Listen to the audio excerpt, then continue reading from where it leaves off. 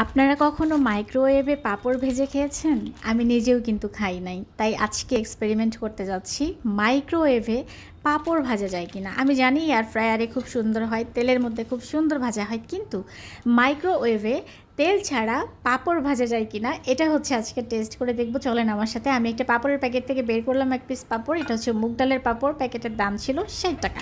তো একটা প্লেটের মধ্যে নিয়ে আমি হচ্ছে কাঁচের প্লেট নিয়ে নিয়েছি, মানে ওভেন প্রুফ আর কি। তারপর হচ্ছে 1 মিনিটের জন্য আমি এটা টাইমার সেট করে দিয়েছিলাম। তো 1 মিনিট শেষ হয়ে যাওয়ার পর আমি হাত দিয়ে একটু উল্টে পাল্টে দেখছিলাম যে ঠিকঠাকভাবে এটা ভাজা হয়েছে কিনা।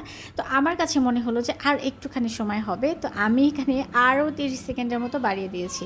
তো 30 সেকেন্ড এখন শেষ হয়ে যাওয়ার পর আমি এখন ওভেনের দরজাটা খুললাম। দরজাটা খুলে এখন উল্টে পাল্টে দেখলাম, আমার কাছে মনে হলো যে না এখন ঠিক আছে। তো আমি হচ্ছে নামিয়ে নিয়ে আসার পর এই যে দেখেন এত সুন্দর ক্রিস্পি হয়েছে, মানে তেল ছাড়া কোনো পাঁপড় যে এভাবে ওভেনে ভাজা যাবে এটা তো আমার মাথায় কখনো আসেই নাই। তো এক্সপেরিমেন্ট করতে গিয়ে তো অনেক কিছুই আবিষ্কার হয়ে গেল।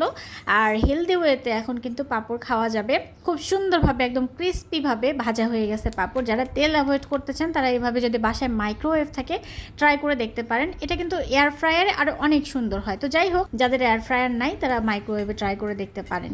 তো এবারে হচ্ছে আমি ফুচকা নিয়ে নিয়েছি। এগুলো হচ্ছে রেডি ফুচকা। সুন্দরভাবে তেলের মধ্যে ভাজলে অনেক বড় বড় করে ফুলে ওঠে, মানে এটা এত সুন্দর ক্রিস্পি হয় যে খাইতেই মজা লাগে আর কি। বাইরেটা থেকে, বাইরে যে ফুচকার দোকানে ফুচকা যেটা থাকে সেটা থেকে কিন্তু এটা ভালো। তো যাই হোক, এটাও আমি এরকম প্লেটের মধ্যে একটু ফাঁকা ফাঁকা করে দিয়েছি। ফাঁকা ফাঁকা করে দিয়েছি এই জন্য যে যদি আবার ফুলে ওঠে তাহলে যেন একটার সাথে আরেকটা লেগে না যায়। তো তারপর হচ্ছে আমি ওভেনে এখানে ওই আগেরটার মতো করে 1.5 মিনিটের মতো সেট করে দিলাম। যেহেতু পাঁপড়ে 1.5 মিনিট লাগছে, আমার মনে হলো যে ফুচকাতেও 1.5 মিনিট লাগতে পারে। তো টাইম সেট করে দিয়ে আমি বাইরে দাঁড়িয়ে দাঁড়িয়ে দেখছিলাম এটার আকারে পরিবর্তন হয় কিনা। যখন দেখলাম যে একটু পোড়া পোড়া টাইপের হয়ে গেছে, তখন 12 সেকেন্ড বাকি থাকতেই আমি হচ্ছে এটাকে ওভেনের দরজাটা খুলে প্লেটটা বের করে নিয়ে আসলাম। এবং এই যে দেখেন আপনারা এগুলোর সাইজ, এগুলো কিন্তু যদি তেলে ভাজতাম তাহলে আরও অনেক বড় বড় হইতো।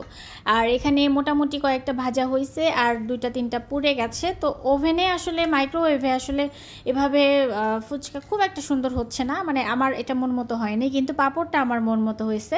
তো এটাও যদি এয়ার ফ্রায়ার দিতাম, এয়ার ফ্রায়ারে খুব সুন্দরভাবে কিন্তু ফুচকা ভাজা যায়, খুব সুন্দরভাবে, মানে তেল ছাড়া যত জিনিস আছে সব সুন্দরভাবে ভাজা যায়। তবে আমার মেয়ের ভাষ্য মতে এটা আমার মুখের সাইজে একদম ঠিক ছিল।